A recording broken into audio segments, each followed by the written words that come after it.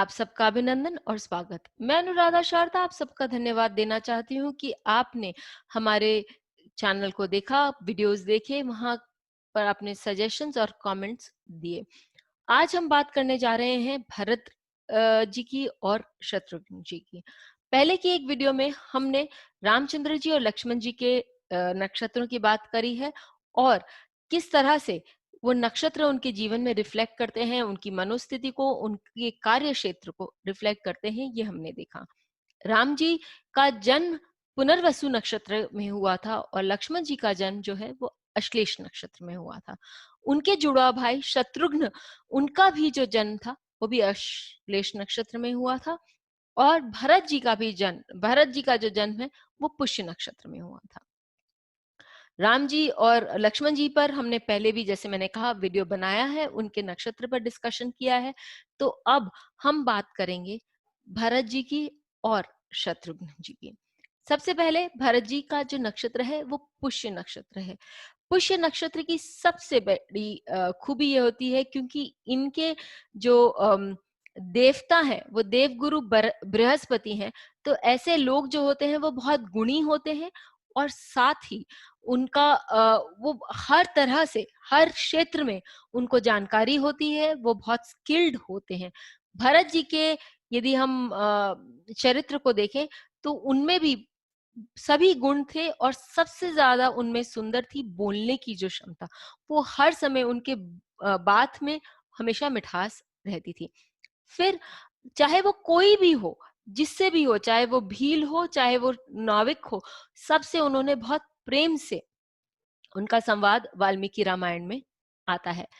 फिर बृहस्पति, देवगुरु बृहस्पति ने, गुरु है लेकिन उन्होंने एडमिनिस्ट्रेशन, नीति शास्त्र पर उन्होंने बहुत सुंदर टीका, उन्होंने किताब लिखी है। उनकी जो किताब है वो नीति शास्त्र पर एक मिसाल है और यही चीज हम भरत जी के चरित्र में देखते हैं।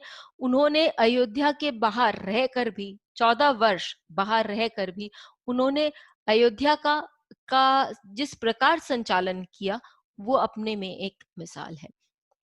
ऐसे लोग किंग मेकर्स होते हैं, किंग्स नहीं। राजा को बनाने वाले होते हैं, उनके सहयोगी होते हैं, लेकिन राजा नहीं होते। और भरत जी के चरित्र से हम ये अच्छे से कह सकते हैं क्योंकि संपूर्ण रामायण जो है वो इसी बात के के इर्द गिर्द घूमती है कि राम जी ने भरत जी के लिए अपना सिंहासन त्याग दिया, लेकिन भरत जी ने उस सिंहासन को फिर से राम जी को समर्पित कर दिया। और राम जी जब तक वापस नहीं आए वनवास से, उन्होंने उस राज्य का संचालन भी किया, राज्य के संचालन भली भांति किया और बहुतों के साथ, आसपास के पास पड़ोस के जो राज्य थे उनके साथ बहुत सुंदर संपर्क बनाए, बहुत वैभवशाली अपना राज्य बनाया। और जब रामचंद्र जी वापस आए तो उन्हें वो वापस समर्पित कर दिया। आगे चलते हैं, हम ये देखते हैं कि की इस पूरे क्षेत्र में हमें ये भी मालूम है कि बहुत सुंदर नक्षत्र होने के बाद भी इसमें एक ही प्रॉब्लम है या एक त्रुटि है, और वो त्रुटि ये है कि वैवाहिक दृष्टिकोण से ये नक्षत्र बहुत सुंदर नहीं है। जब हम वैवाहिक दृष्टिकोण से बात करते हैं तो हम ये जानते हैं कि सीता जी तो राम जी के साथ गहन वन में गई थी, लेकिन जब भरत जी राम जी से मिलकर वापस आए तो उन्होंने अयोध्या के बाहर ही अपनी कुटिया बनाई और उन्होंने राज वेशभूषा का जो त्याग है उन्होंने किया, क्योंकि वो अपने भाई के समान एक सन्यासी का जीवन जीना चाहते थे। लेकिन मांडवी जी को उन्होंने आग्रह करके राजमहल में भेजा ताकि माताओं की सेवा में कोई त्रुटि न रह जाए। तो हम यहाँ देखते हैं कि पत्नी से भी विच्छेद हुआ क्योंकि उन्होंने अपना कार्यभार संभालने के कारण या अपने कार्य में निष्ठ होने के कारण भरत जी का और मांडवी जी का 14 वर्ष के लिए विच्छेद हुआ। तो ये भी इस नक्षत्र में दिखाई देता है। ये एक देवगण नक्षत्र है। देवगण नक्षत्र की एक खूबी होती है कि ऐसे लोग निस्वार्थ भाव से सेवा करते हैं। वो दूसरों की से कोई अपेक्षा नहीं रखते। वो ये चाहते हैं, वो लोगों के लिए अपना कार्य करते रहते हैं और उनमें सद्गुण बहुत सारे हमें दिखने को मिलते हैं। तो भरत जी के चरित्र में भी हमें ये ऐसा देखने को मिलता है। उन्होंने अपना सिंहासन का जो त्याग किया, अपने भातृ प्रेम के कारण त्याग किया, और उसके बाद कभी उनके मन में ये बात नहीं आई। उन्होंने हमेशा राम जी को राजा माना और उसी राम जी के पादुकाओं पर अपना ध्यान लगाकर उन्होंने संचालन किया अयोध्या का। फिर एक और चीज देखते हैं हम कि ये जो है ये बहुत ही तेजी से रिजल्ट देने वाला नक्षत्र है, और जो स्फूर्ति है वो हमें भरत जी के चरित्र में भी दिखती है। उन्होंने समय व्यर्थ ही नहीं किया। जैसे ही उन्हें मालूम पड़ा कि उनके बड़े भाई रामचंद्र जी ने सिंहासन का त्याग दिया है और वनवासी का रूप धारण किया है, वो रामचंद्र जी के खोज में निकल पड़े। और वहां से आते वक्त उन्होंने बहुत ही सुंदर और जल्दी ही डिसीजन लिया इस बात का कि भाई वो राज्य नहीं लेंगे, वो राज्य के उत्तराधिकारी नहीं बनेंगे, वो राजा नहीं बनेंगे, और साथ ही वो राम जी की पादुकाओं पर अपना जीवन समर्पित करते हुए 14 साल के लिए केवल राज्य का नेतृत्व करेंगे। तो हमने देखा कि भरत जी का जो चरित्र है वो पुष्य नक्षत्र से बहुत, उनका मानसिक दृष्टिकोण भी पुष्य नक्षत्र से किस तरह से मिलता है। आगे हम देखते हैं शत्रुघ्न जी का चरित्र। शत्रुघ्न जी का जन्म अश्लेष नक्षत्र में हुआ था। शत्रुघ्न का मतलब ही होता है जो शत्रु का नाश करे। शत्रुघ्न जी पर पूरे परिवार का दायित्व था, पूरे नगर का दायित्व था, पूरे राज्य का दायित्व था, क्योंकि भरत जी नगर के बाहर एक कुटिया में रहकर इस पूरे राज्य का नेतृत्व कर रहे थे, पूरे राज्य का संचालन कर रहे थे।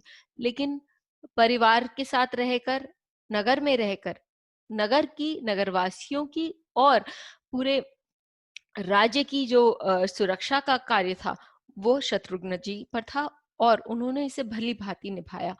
क्योंकि जब हम इस नक्षत्र की शक्ति के बारे में बात करते हैं तो इस नक्षत्र की शक्ति का जो अर्थ होता है कि शत्रु का हनन।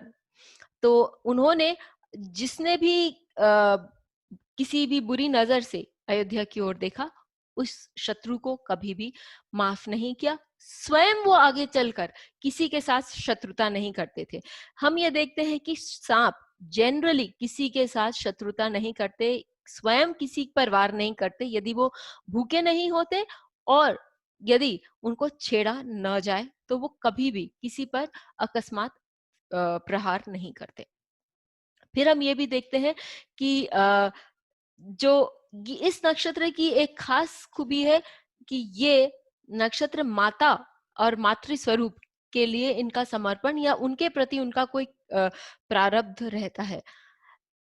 रामचंद्र जी और लक्ष्मण जी का वनवास हुआ। भरत जी ने नगर का त्याग किया और नगर के बाहर कुटिया में अपना जीवन व्यतीत करने के लिए जब तक रामचंद्र जी नहीं आए तब तक उन्होंने ये प्रण लिया। परिवार की माताएं, सभी माताएं, चाहे वो उनकी दोनों भाभियां हों या उनकी तीनों माताओं के प्रति उनका जो समर्पण था, ये शत्रुघ्न जी के चरित्र में बहुत सुंदर से दिखाई देता है। यहाँ पर एक बात मैं लक्ष्मण जी के लिए भी कहना चाहूंगी कि लक्ष्मण जी ने भी 13 वर्ष के जो भी वनवास था, 14 वर्ष का वनवास जो भी था उनका, पूरे पूरे वनवास में सीता जी को जब भी वो प्रणाम करते थे या जब भी उनका सीता जी के प्रति कोई कर्तव्य होता था, तो माता के प्रति जो कर्तव्य होता है, लक्ष्मण जी ने उस भावना से सीता जी की सेवा की थी। फिर हम देखते हैं कि ये नक्षत्र जो है वो जो भी कोई भी वस्तु जिसकी वो सुरक्षा कर रहा होता है, वो जो सही हकदार होता है या जो सही इसका उत्तराधिकारी होता है, और उसी को वो वस्तु समर्पित करते हैं, तब तक के लिए वो उसको सुरक्षित रखते हैं। कोषाध्यक्ष, सेनापति सब होने के कारण शत्रुघ्न जी ने जो दशरथ जी की मृत्यु उपरांत और रामचंद्र जी के आने तक जो कोष की स्थिति थी, दशरथ जी जब जो जैसा कोष छोड़ के गए थे उससे 10 गुना कर कर उनको सौंपा।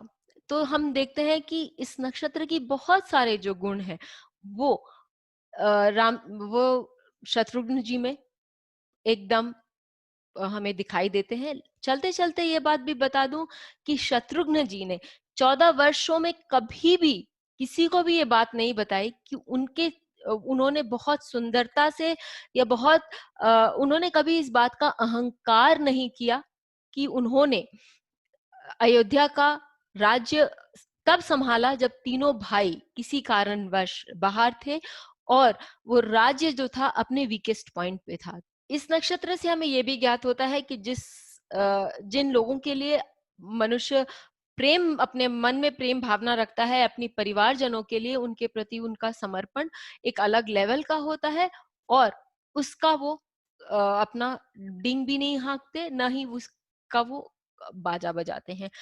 ये बात भी आपको बता दें कि हमारा नेक्स्ट लेवल ऑफ नक्षत्रास यानी कि मघा से लेके ज्येष्ठ तक हिंदी में शुरू होने वाला है और उसके लिए आप चाहे तो एनरोल कर सकते हैं हमारे वेबसाइट से या हमें कांटेक्ट कर सकते हैं हमारे व्हाट्सएप नंबर। फिर मिलेंगे, तब तक के लिए स्वस्थ रहें और खुश रहें।